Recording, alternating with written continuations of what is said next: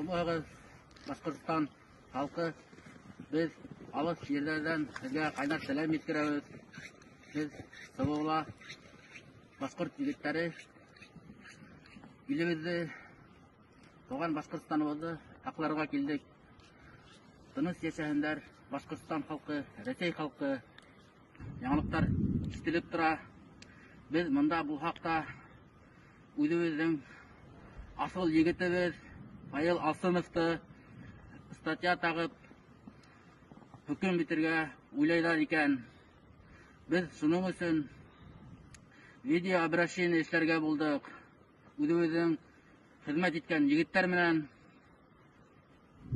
Павел Алсыновты біз көптен білем.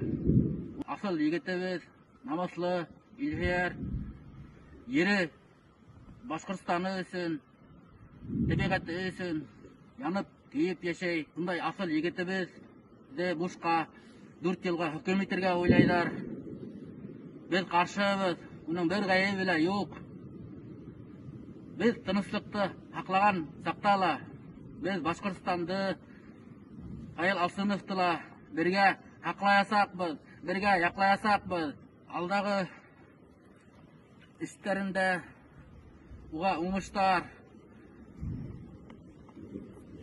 Бүтін әзірліклемәһендер. Буштан бушқа хаванан статьялар тағып уға. Бұның бір ғайыбы ла жоқ, бір насарлығы ла жоқ. Ері егіт, ері үшін, халқы үшін, тілі үшін күресірге тиіш, тілі үшін янырға тиіш. Ері егіттің намысы, іші сонда көріне, сонда сағала. Біз аның мұнан ұрыланабыз. Павел Алсынов біздің менен бірге